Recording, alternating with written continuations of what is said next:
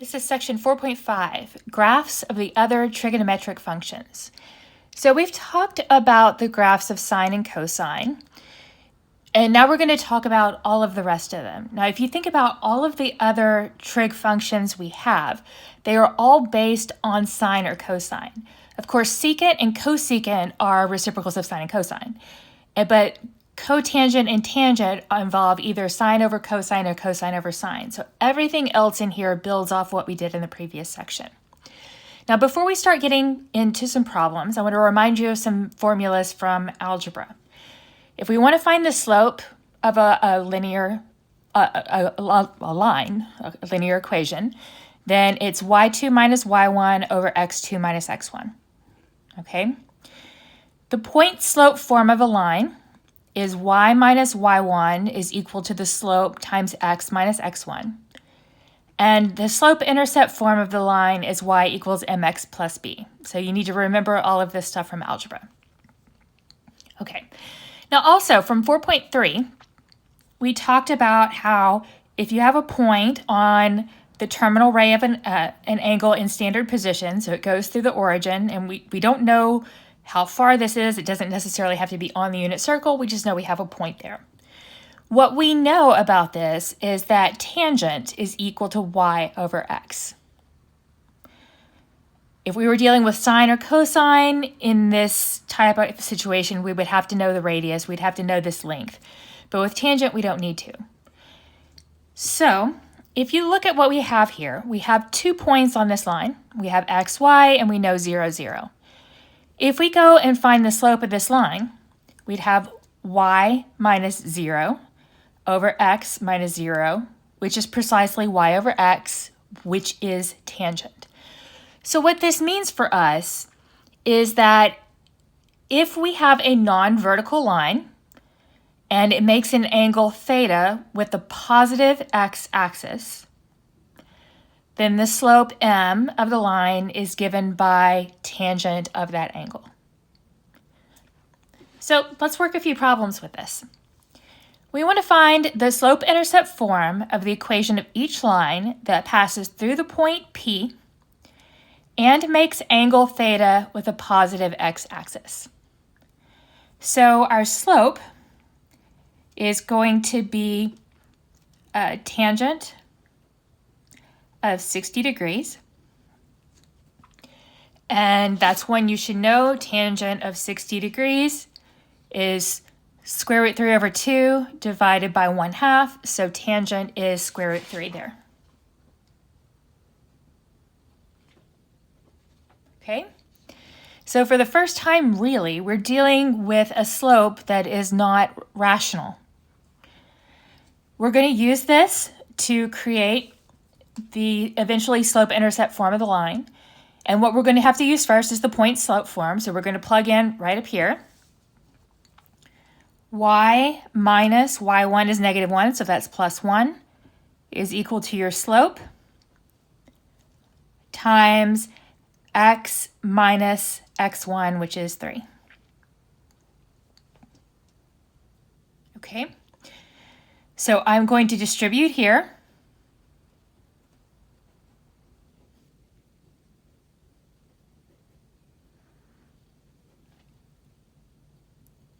Okay, and now I'm going to subtract 1.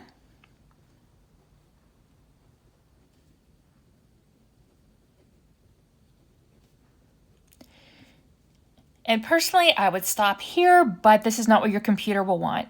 They will want a single, this is a constant here. We just haven't done the arithmetic because we can't just combine those. What they'll want you to do is to write it as a particular constant. So what I'm going to do is I'm going to factor a negative out here. And I have 3 square root 3 plus 1. So they'll want it written so that you have y equal to your slope x minus a constant, a simple constant. So by putting those in parentheses, it did create a single constant there. Okay, so let's work a similar problem here. We have a line that goes through the point 2, 5, and we know that our theta is 135. Okay, so our slope is going to equal tangent of 135 degrees. And tangent of 135, so right here, it would be square root 2 over 2 divided by negative square root 2 over 2. So that means tangent is 1, or negative 1, sorry. So now let's plug this into the point slope form. Y minus y1, which is 5, is equal to our slope, negative 1, times x minus x1, which is 2. So now let's just rearrange this so that it looks better. I'm going to distribute the negative 1. And now add 5 to both sides. And your answer is y equals negative x plus 7. Okay, so now let's talk about some very specific characteristics of tangent. Remember, we've talked about this already. Tangent of x is defined as sine of x over cosine of x. So that means that anytime cosine is equal to 0, tangent does not exist. Okay?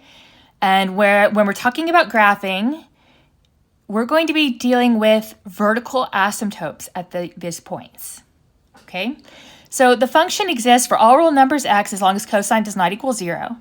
And cosine equals 0 when x is equal to pi over 2 plus some integer times pi. So we can add or subtract pi every time, and cosine is going to be 0 at that point.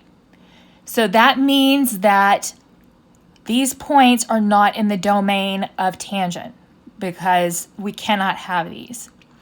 So tangent is undefined when x is plus or minus pi over 2, 3 pi over 2, 5 pi over 2, so on and so forth. Okay? Now the range.